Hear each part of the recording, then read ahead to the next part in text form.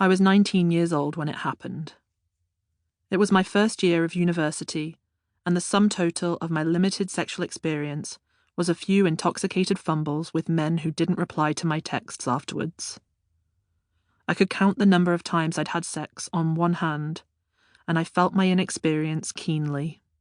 I saw it as a deficit I needed to fill urgently, doing my utmost to hide that void from my peers, who all had an assured air of knowing exactly what they were doing, or so I thought.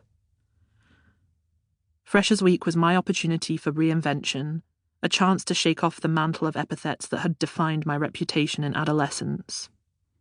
Frigid was the word that had followed me since age 12, when my school friend invited me to a sleepover at her house, and proceeded to invite 2 much older boys over.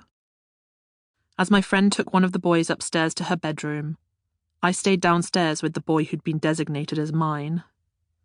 I remember going into my friend's parents' kitchen in search of some orange squash, and the boy following me into the cupboard and grabbing my arse. "You're a pervert," I told him. "Get off me." He tried it again later on, groping me as I attempted to go upstairs to see if my friend was okay. After the boys left, my friend asked me why I hadn't done anything with the boy I'd been left downstairs with. "Because I didn't want to. Plus I don't fancy him," I said. "Doesn't matter. You should have done it," she told me definitively. The next day, my friend broke down and cried because she was worried she was pregnant after what had happened. She was the same age as me. So here I was, in my first year of uni, desperate to get rid of the reputation of inexperience that had followed me around my entire youth thus far. It was time to be a real young person, to do the things everyone else my age was doing, because I didn't want to look back in my old age and think, why didn't I have more sex? That's when I met Daniel. He was everything I was not: privately educated, obscenely wealthy, popular and cool. Daniel and I met on a night out with a bunch of friends.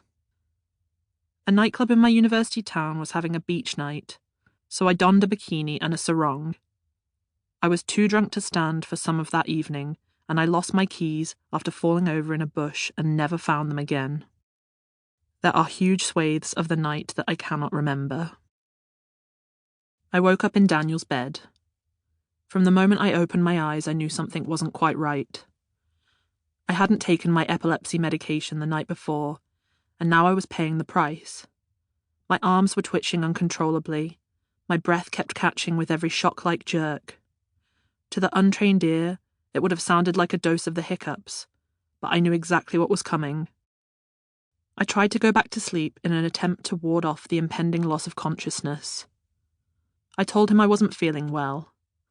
"Let's go have sex in the shower," he said to me.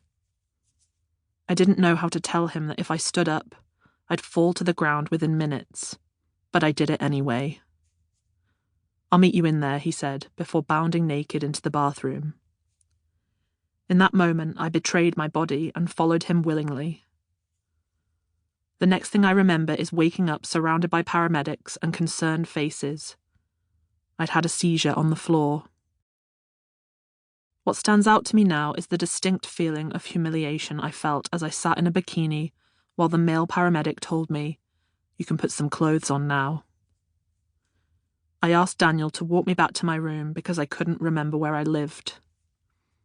My 19-year-old self interpreted his actions in that moment as vaguely heroic. Perhaps because I hadn't yet known kindness from a man not related to me by blood. I went back to my room and slept all day, and when I woke up, I texted Daniel. He replied 1 week later, asking, "You still awake?" at 2 a.m.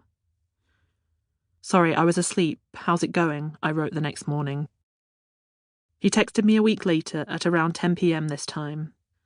I was awake, and deciding I would like to see Daniel, I responded. "Is your roommate home?" read his next message. I said that she was, and he told me to come outside and meet him at the bottom of the drive, outside my halls of residence. When I came face to face with him, we didn't kiss or hug or greet each other in any particular way. I recall looking at his eyes, which had a vacant look about them, but when he spoke, he was lucid. "Let's go explore the woods," he said, grabbing my hand. We walked into the wooded area at the bottom of the lawn, where he told me to lie down on a mound of moss. We kissed and took off our clothes. That's when he got on top of me and did something I hadn't been expecting. In my inexperience, I had no clue that what he was doing wasn't just a normal part of sex.